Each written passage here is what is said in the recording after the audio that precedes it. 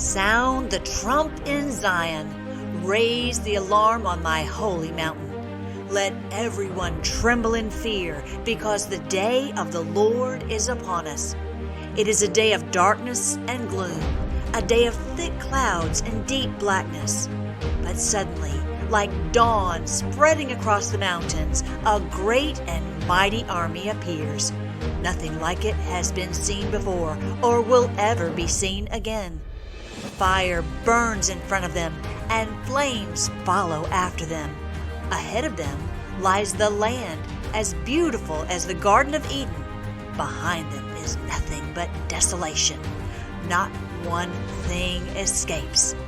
They look like horses. They charge forward like war horses. Look at them as they leap along the mountaintops. Listen to the noise they make, like the rumbling of chariots, like the roar of fire sweeping across a field of stubble, or like a mighty army moving into battle. Fear grips all the people. Every face grows pale with terror. The attackers march like warriors and scale city walls like soldiers. Straight forward they march, never breaking rank. They never jostle each other. Each moves in exactly the right position. They break through the defenses without missing a step. They swarm over the city and run along its walls. They enter all the houses, climbing like thieves through the windows. The earth quakes as they advance, and the heavens tremble. The sun and moon grow dark, and the stars no longer shine. The Lord is at the head of the column. He leads them with a shout. This is His mighty army, and they follow His orders.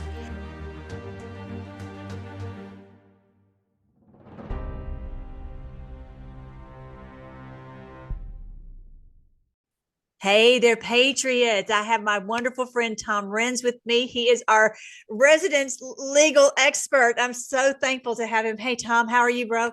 I'm doing great, Melissa. Thanks for having me.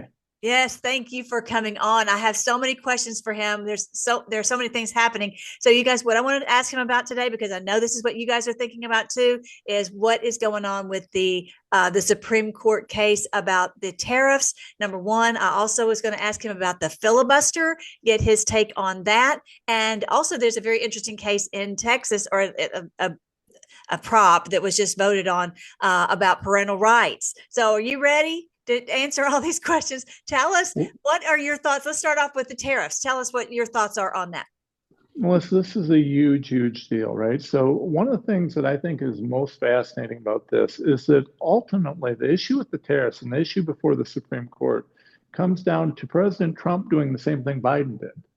So, and actually some of the same stuff he did in the first term. So when COVID hit, what we saw, and you got to remember, we saw a push from the states and the Fed, but in both cases, there was a tremendous amount of power grabbed, taken, and used in the executive branches, both of the states and their federal government.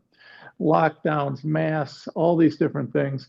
And the way money was moved, and that's really key, the way money was moved with regards to tariffs.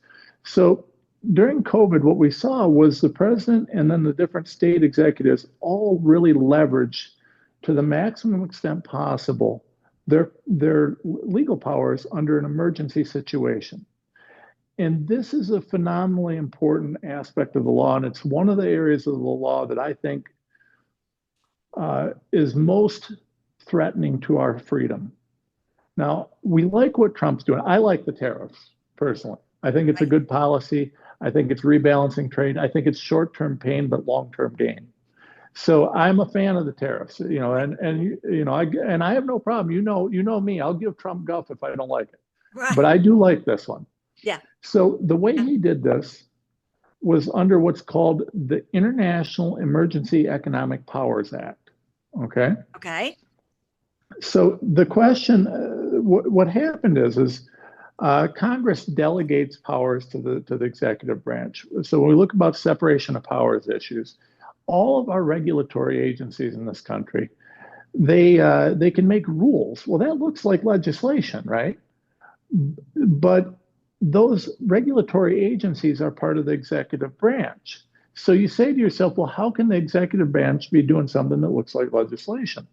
And what the courts have said over the years, and I don't love this, but it is what it is. This is why we have this regulatory fourth branch of government, this bureaucratic nightmare, is the courts have said, hey, federal government or hey, executive branch, you can do certain things if Congress delegates it and there's well-defined limits, right? Okay. So Congress delegated under the International Emergency Economic Powers Act the right for the president to do certain things, including regulating importation during an emergency.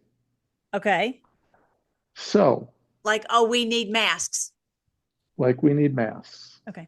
Right. So Trump, being Trump, was creative about this. Right. He says, well, we've got an economic emergency. And so he under the IEEPA, Trump says, well, we've got this economic emergency, so I'm going to implement tariffs because he can regulate importation, with quotes, under that law. Now, it seems pretty manifest to me that if you can, under an emergency situation, regulate importation, right, that you would be able to regulate it, but through tariffs. That's part of the regulation, right? Yeah. Now, the problem is that the Democrats don't like this. They were fine when they were taking our freedoms, when they were forcing masks, when they were doing all these things. They loved the emergency powers then.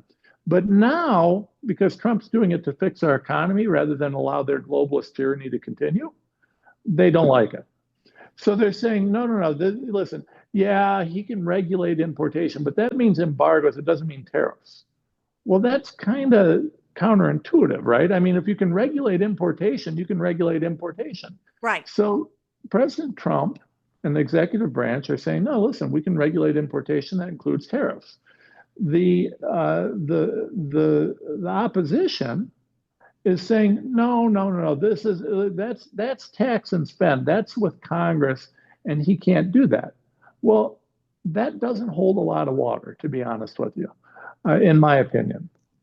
I think Trump's going to win this case, and I think he should win this case. I think that we ought to be challenging. I think that under the law, had they challenged whether or not there was an actual emergency, that's something they could challenge under the law, but they don't like doing that because using that would validate that. And if they validate that, there's some case law that would allow people like you and I to challenge emergencies, and they can't have that. They cannot have. Don't go there. People, yeah, so they don't want to do that. So instead, they're trying to challenge on this much weaker ground of whether or not he's allowed to regulate importation through tariffs. And it's kind of manifestly obvious that if you can regulate importation, that tariffs would be part of that. Right. I listened to some of the arguments yesterday. Lutnick came out. He says, when it was all said and done in the discussion yesterday, he felt very strongly that President Trump was going to win. And he said this, he'll win the tariff case and the economy will go crazy, really get in a good way. If by chance SCOTUS rules against him, if there's something called the Section 232, which is also about tariffs, so there are plenty of tariff rules that the president has no matter what. The answer is these judges are going to side with Trump. That's where he landed after he had gone to this meeting. So a very interesting thing that President Trump said, and I wanted to maybe play this real super quick. Let me see if I can share the screen. And because he said, let me get to the share screen. There's something else I want to show you too. All right, so here's what he said about being subject to the elite. Check this. We would be. I'm going to hang on. Let me turn it up just a little bit more, a little higher. If I didn't have the power of tariff, we would be like a subject nation. We'd be subject to everyone else. Everybody uses tariffs on us. If I wasn't allowed to use tariffs on them, we'd be a third world nation. Okay. Yeah. So I just wanted to bring that up because I think that's really getting to more of the heart of what President Trump is trying to do. Let me make this a little bit bigger and then maybe go up here. In my opinion, this is really the heart of it. So when you look at, in our history, I've been kind of doing a little bit of history on the tariffs. McKinley was big on tariffs. Again, he was a businessman also, just like President Trump. And then of course, you're looking at it from the legal standpoint. I'm looking at it just from a layman's standpoint and history. So that what was McKinley really trying to do? He was trying to keep the elite of his day, the same ones that we're fighting this now, from basically causing the entire world to be slaves. So that way they say, okay, we are going to buy cheap goods from you, and we're going to mark them up and sell them to someone else, and do that all over the world. So everyone is basically a serf under their system, and they call it free trade, but it's really slave trade, that we're all kept held down. And so if now when President Trump is going to, I think we may have talked about this last week, he's going to the Middle East, he's going all throughout Asia, and he's making deals, and he's cutting out the middleman. That's when they squeal like a stuck pig. They're like, wait, you're getting into that's our territory. And so that's why after McKinley did this, and he was trying to set up truly free trade, or fair trade, whatever you want to call it, with other nations, and cut out this middleman. That's next thing he was assassinated. Same thing with Lincoln, same thing with JFK. And now here you go with President Trump. He's trying to do the same thing to set us free from their stranglehold of controlling international commerce. And I know that they put all these rules and laws in there to try to keep us from getting around that and doing, being a free country. So. Yeah. Well, I agree with you. And so I think there's a lot to this. And what you're saying is absolutely correct. So the problem with free trade. I'm sorry. Did you get to see that screen or no? I did. Okay. Go ahead. Yeah. So the problem with free trade is that the rules aren't even, right? So, Right. I think I've talked to you about this before. I spent years in martial arts and boxing and training like that, and I still do that. And one of the most important rules you got to know about getting into a fight is that if you try and fight a clean fight against a dirty fighter, you're going to get your butt kicked. The rules of the fight are the rules of the fight, and not every fight is a clean fight. Well, when we look at free trade, it's kind of the same thing. So in the U.S., you've got laws about underage. You can't have children workers. Right. You can't have slaves. You've Got environmental laws. Right. We allow unionization so that our people can speak, be represented. So the price goes up. Well, yeah, we have all these rules and regulations. And listen, you can argue that we're overregulated, and we certainly are. Okay. We certainly are. But some of this regulation is stuff that we all agree should be there. I mean, listen, nobody wants a factory to be allowed to dump pollution in the water that's going to kill everybody downstream. Right. Or people working for 20 cents a day. Right. Or little kids working in these, coal mines and, right. all of that. Yeah, exactly. Right. Now we've gone way too far, right? We've gone way too far. And we're at a point now where it's like, we regulate industry to the point where it's unworkable. But some of these rules need to be there, but they don't exist in other places. China uses slave labor. Exactly. China doesn't. They skirt regulatory or environmental regulations. They don't care about the people. They just don't care, right? So it's not a fair playing field. Right. They can put a worker in there and they say, listen, you're going to work or you're going to be homeless, because we don't like your social credit score if you're bucking the system. They can do whatever they want. So in this country, because we have freedom, the people have kind of said, listen, we're not going to be taken advantage of by these corporate oligarchies. So when Trump does this, what he's doing is he's using the tariffs to level the playing field. You're right, China, you don't have to do what we do legally, but we're not going to let you sell goods to our people by supporting you abusing your people, which is what they do. Right. And I think the bottom line is that the imperialists, the elite, whatever you want to call them, have been running this game on us for so long. They have. And so it's really, we're fighting 1776 all over again, this Revolutionary War to get out from under King George and these imperialists. And so it's in their best interest to have it where China doesn't have all these rules, so that they can use that slave labor and then mark it up for, to sell it to Americans who do have the higher, cost of living and all that. So, Yeah. that I think is at the heart of what this argument is about. And President Trump is going right to the belly of the beast to destroy their financial stranglehold on us and all of the countries, and really that each country will be a sovereign nation, that they'll be, and also within those agreements, I'm sure he's saying, look, we will, buy things from you and sell things to you.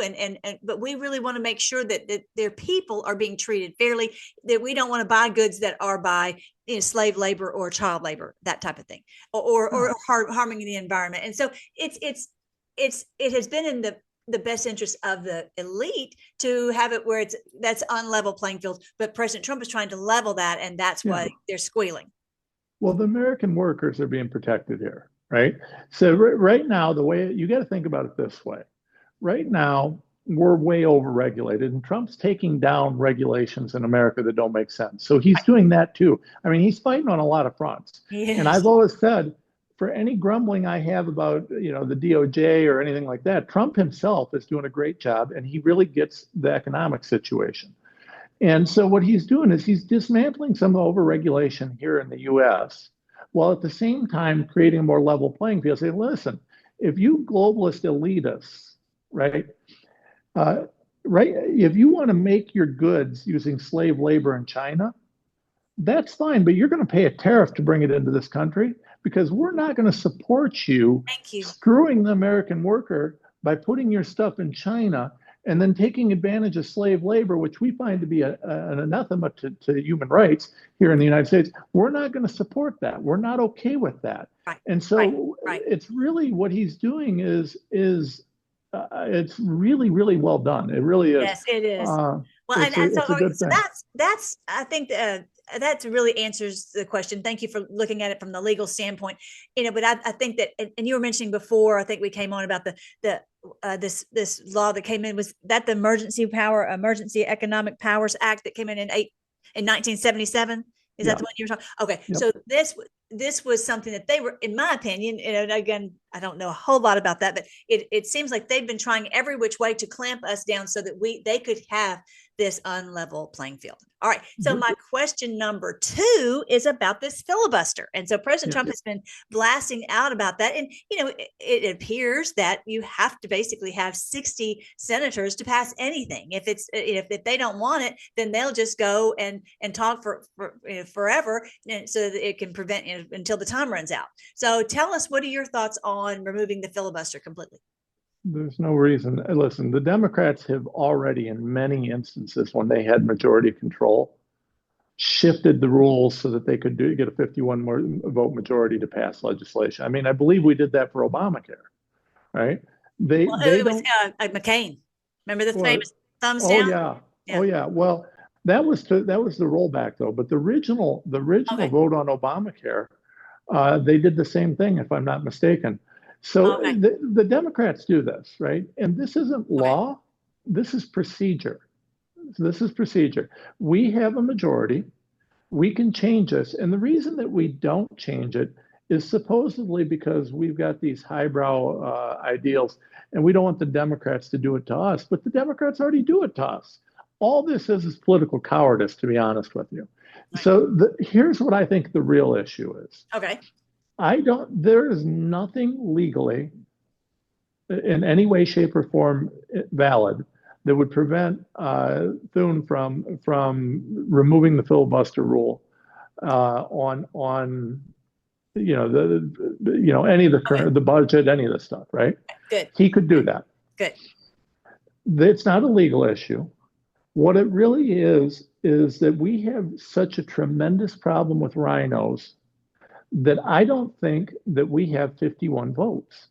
I think that we have too many rhinos that won't vote. And if he removes the filibuster rule, I don't think he'd get 51 votes. And can you imagine the embarrassment? All that would do is that would expose how bad the Republican Party is, because our GOP is broken on a profound level. And I think Trump knows that. And I think Trump is saying, listen, drop this. And, here's the thing, if you're Trump, and I'm just guessing here, right? Because this isn't illegal. This is more of an analytical type thing. So if you're Donald Trump, there's no legal reason they can't do that. And you know that you've got Susan Collins, Mitch McConnell, you get these rhinos that are just, they're not even sort of Republican. They just have an R by their name. And if you're in that position and you're Donald Trump, I would probably be pushing to drop the filibuster too, because guess what? If you drop the filibuster and they don't vote for this, guess what happens in the midterms? Yeah. Yeah. Out. Yeah. Yeah. So I think Trump on this, now I don't agree with him in the budget he's passing. I think it should be cut back. I think we should be asking our Congress people to actually pass a real budget. But the reality is, and I'm sure Trump knows this, there's no way. Our GOP is too weak. It's too diluted. So I think he knows that. And I think that's part of the reason he's willing to accept these crappy budget bills, because they're crappy. It's not a good budget. We just saw DOGE. We saw how much there is to cut. There's a ton that could be cut. But he's not even asking that. We can't even get our GOP to stand with, in my opinion, the reason he's not that they won't do this is because we can't even get our GOP to stand together and say, no, we can't fund Obamacare for illegals. I think that's what this comes down to. I don't think that we have, well, it is, but this goes into the other secret that Trump knows, and we all know, right? If I know this, if I can tell you that I've been able to dig this out, Trump definitely knows this. So we know that the Democrats will run Democrats with an R by their name. They do it at the state level. They do it a bunch of places. I haven't got confirmation on any of the federal level, but I mean, you can see how they vote. You can see what they do. I think, we've got the same people fund the Democrats and the Republicans. It's the same globalist billionaires, and they've got control. And they've got too much control over the GOP. And if Trump gets them to force a vote, what this is going to do is show exactly how ugly the uniparty is, or force these uniparty cowards to pick a side. And that's why there's so much resistance. Congress doesn't want, and a congressional leadership doesn't want everybody to know that there's just one uniparty blob of garbage there. And that's what I think Trump is trying to push. Right. Especially in the Senate. Maybe you can squeak by some congressmen, but the Senate, they're completely controlled. We've just recently seen Ted Cruz just being unmasked completely. But again, I go back to this same group that's the puppet masters above all of it, because they've put the filibuster in place and they've been using that for a long time. But like you said, even if the filibuster is removed, they know that they control the congressmen regardless. They're all completely controlled. And it's not just really AIPAC, it's above AIPAC. Who is really behind AIPAC? And it's this globalist elite imperialist, same ones that were fighting on the tariffs.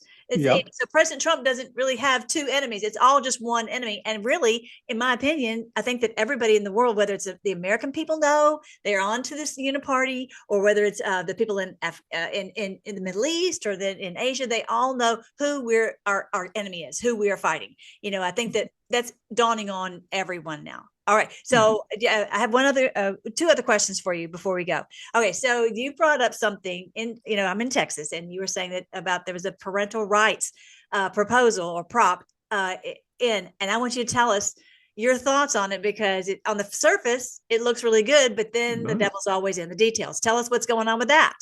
Yeah, and this is important for the whole country. And I want you to bear with me. I want your audience to bear with me for a second, because you have to understand that what's occurring in the law right now is very shady, very sneaky. And what the globalists have realized is that American people will stand against their garbage. So they have to sneak it through and hide it in the law. So you've got a parents' right amendment to the Texas Constitution, right? And this amendment was really important, because what it is it requires, it's claiming to give parents rights to their kids. But within the language of the amendment, it specifically says that parents have a responsibility to nurture and protect their children. But it doesn't define the words nurture and protect. This is crucial, okay? So I'm around the country, Oklahoma, North Carolina, Florida, all over the country. I deal with, and I see, and we're talking to people who are dealing with medical kidnappings. Do you know what medical kidnapping is, Melissa? Well, I'm thinking that if you don't give the prescribed CDC approved recommendation drug or whatever Yeah. treatment, then they take your child from you. Yeah. That's basically what it is, right? So your kid uh, is has cancer, and you want to try an alternative treatment because actually you can even do chemo, find out it doesn't work, then you want to try something else. Well, the doctor doesn't like that, so the doctor calls child services. Child services gets more money when they kidnap your child and take them into custody. The doctor gets more money because they give the doctor, oh, well, you can give the kid whatever you want to give him. So everybody makes money off of this, but the parent loses custody. And the way this works is really bad. It's one area of the law, and this is federal, right? Because of the way the Supreme Court rulings have come down over the years, this is completely legal and it's around the country. And basically, when this happens, what they'll do is Child Protective Services will say, oh, we have a medical neglect abuse case. It's an emergency. We have to have an emergency TRO hearing, and we don't have time to call the parents because if we give them notice, the kid's at risk. So we do what's called an ex parte TRO hearing. So child services will go to the court. You don't even know this is happening. You're the parent. You don't even know this is happening. You're trying to take care of your sick kid. They go to the court.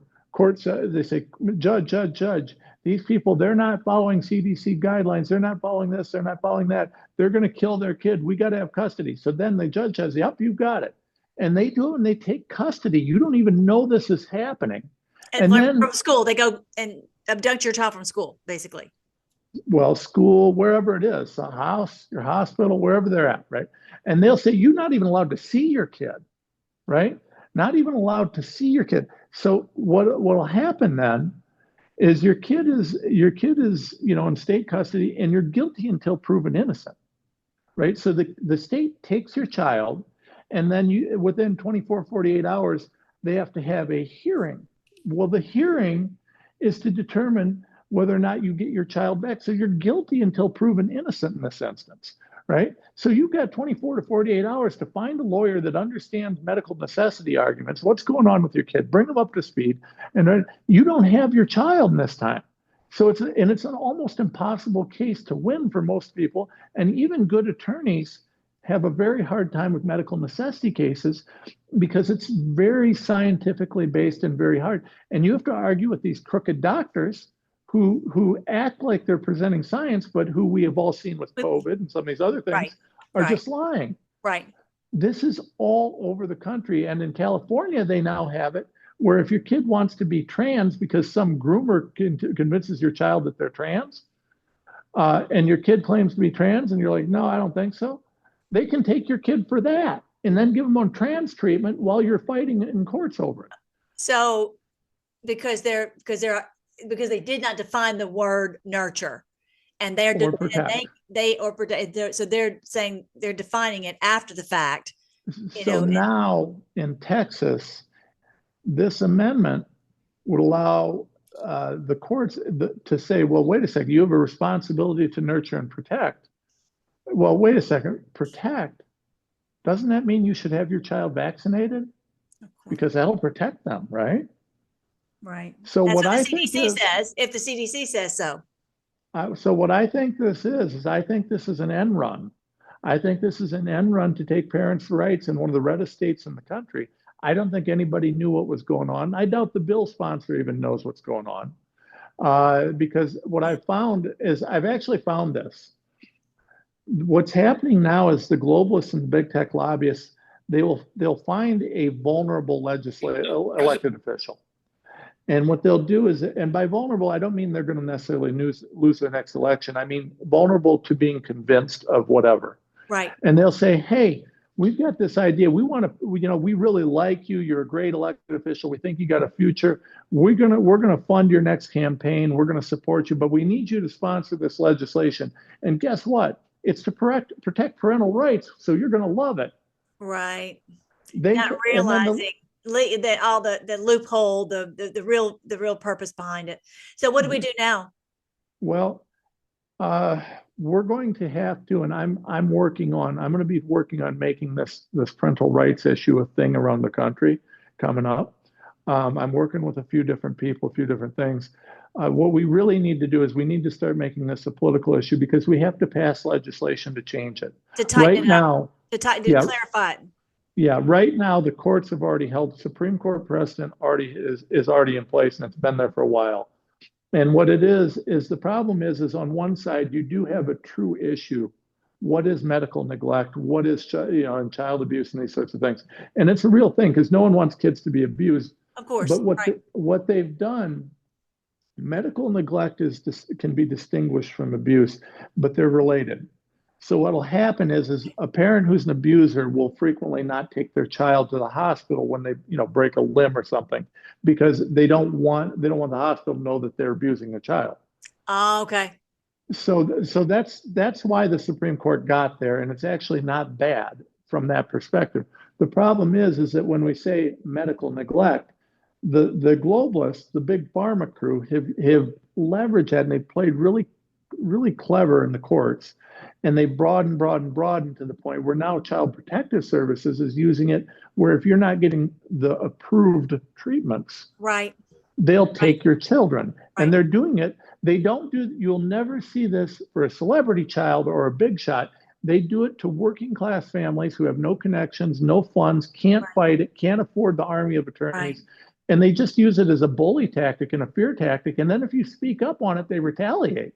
And I've seen them. I literally have seen them. They retaliate against doctors, parents, right, lawyers, just like COVID.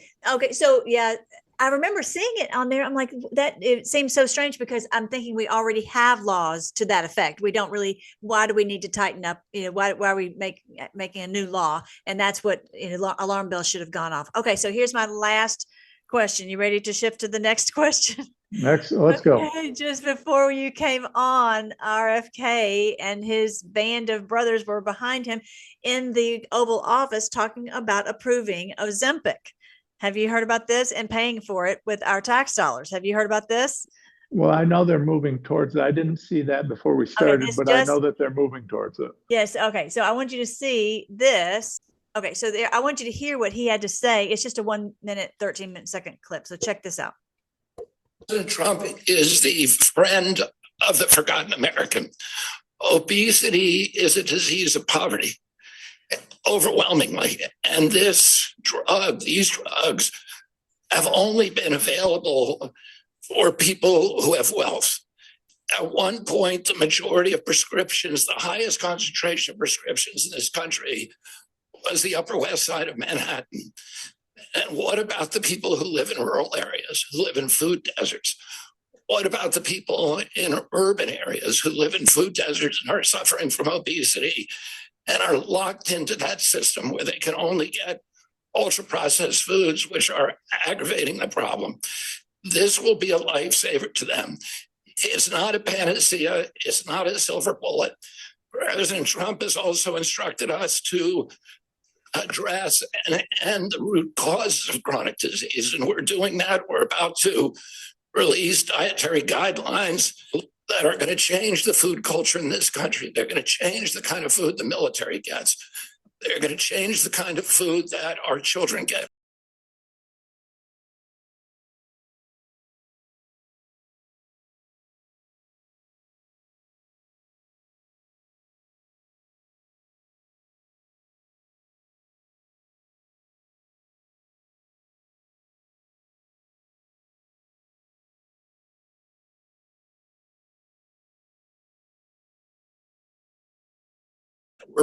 All right. I just wanted you to see that and add your few cents to that. What are your thoughts on that?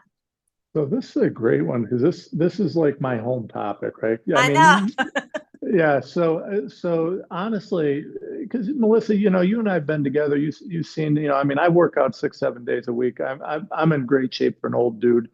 I'm 48 years old and I can still, bench press almost 400 pounds and I can still run a marathon. So, I'm pretty extreme on it, but I love this stuff. So here's the thing. Ozempic is not that safe.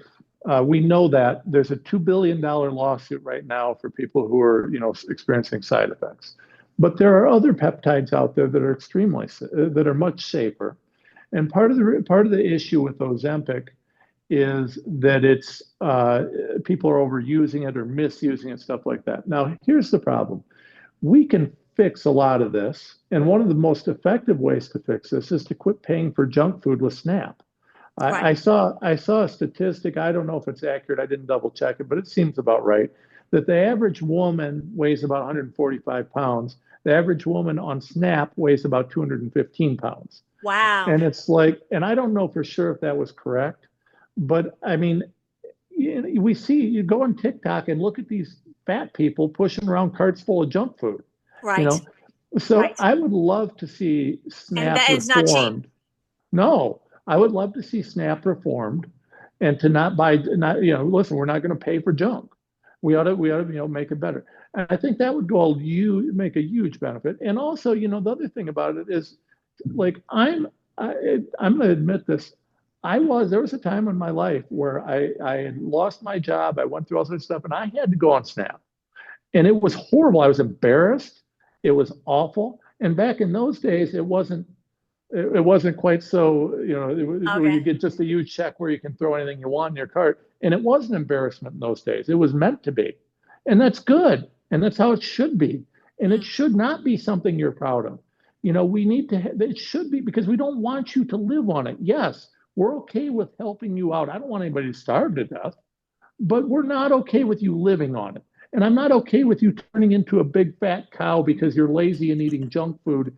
And then telling me that after you've been lazy and ate junk food and turned into a big fat cow, you're going to then ask me to pay for your Ozempic while you continue to eat junk food. Right. It's insanity to me. Right. So, like, I don't have I don't like Ozempic. Of the GLP peptides out there, I prefer. I think tirzepatide's a safer alternative. And there's other things out there. And actually, one of the things to know is peptides are actually just a bunch of amino acids, right? They're just put together. So peptides themselves, there's actually a lot of things that have been developed that the FDA is blocking because they could have such tremendous benefits to people, and they would destroy big pharma profits. Right. So I'm a fan of Bobby kind of pushing peptides forward for that reason. Okay.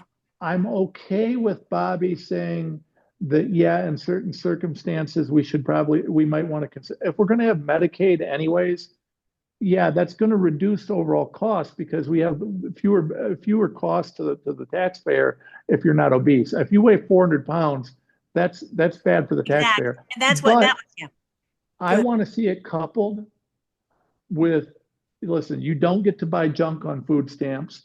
You don't get to, $4,000. What is it, $4,500 a month or something? I mean, that was outrageous. Exactly, it was outrageous. Yeah. So, and he's talking about, interesting that he had brought up about food deserts, that there are some places where you really can't get good, high quality food. And what I think he's talking about that is really, I mean, every grocery store has a certain amount of vegetables, et cetera, but maybe not have a lot of organic. And so sometimes you can be eating like strawberries and they're the worst thing in the world if they're not organic, type of thing. Go ahead. Please, audience. Look for Appeal or Organapeel, and they're tiny little labels. Bill Gates has developed this. It's poisonous. Do not eat anything with it on there. And they can put it on organic food and still call it organic. It's literally considered a preservative pesticide type thing. It's not safe, and it's into everything. It's spelled APEEL, right? Yes. And then they have another version that's approved for organic food. I think it's Organapeel or something like that.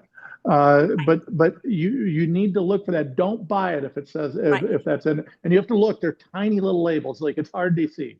Right. So I think that's what's really behind RFK and President Trump doing this, because we have a health crisis, clearly, just go and people watch sometime, and you'll see we've got a health crisis in our country. People didn't used to look like this, and it is affecting our, our longevity. It's also affecting, the workforce. It's affecting how much we're paying on insurance and all these things. So I think this is a Band-Aid that he's putting on this Ozempic to be able to until some of these other things are rolled out.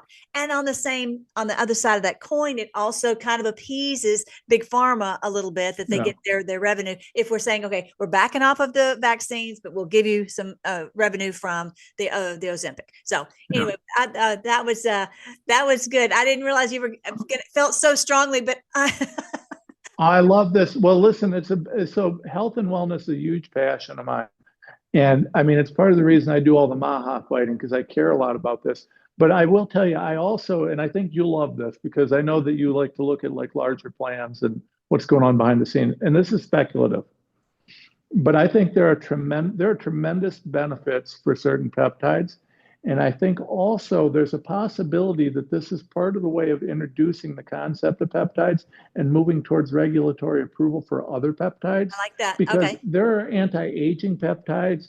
There's peptides that do everything from tighten your skin to preventing aging, to helping lose weight, to building muscle. I mean, they really could be tied into kind of this fountain of youth type thing. But the key here is we've got to have that gold standard science that Bobby's pushing. And then we have to have a more comprehensive restructuring, because the whole food supply, we've been talking about the beef stuff. I've been grumbling about that. The lack of competition, the way that Bill Gates, these guys, the GMO stuff, the poisons they're putting in our food. We've got to have a comprehensive, war to kind of really make America healthy again. And I think Bobby's doing that. Yes. So, and I'm glad you said that, because that reminds me of something I wanted to show you today before we go. That's kind of cool. And I have met so many wonderful people who are so great about detoxing, because yes, you might have been eating these things all of your life, and how do you get them out of you? So it's a matter of go to my health page, freedomforce.live/health, and you can learn more about that. I want you to see something else before we go. So this just came out today. This was kind of cool. Okay, so I don't know if you remember President Trump and said with Matt Gaetz, he said, Matt Gaetz and I have a secret. It's making a huge impact.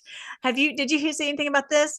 Okay, so I saw the picture, but I didn't see what it is. Okay, so Matt Gaetz posted this. So he has gone to work for One American News, and he's been very outspoken. I don't know if you know, like, about Gaza and all this. He's just he's just such a great spokesman. He's just got a great way of speaking that he helps it to make sense. Anyway, so this was posted today on the 6th of November, and on the November 6th there was this interesting post of this.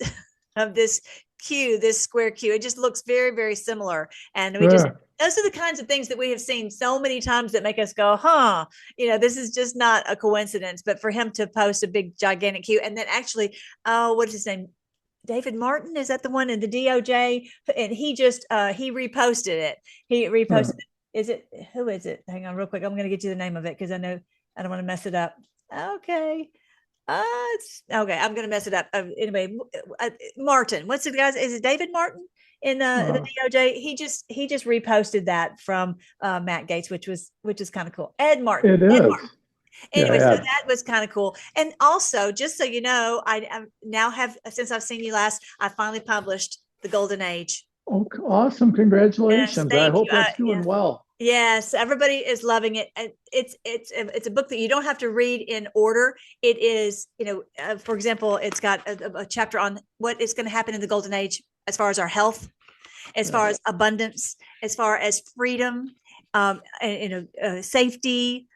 No more.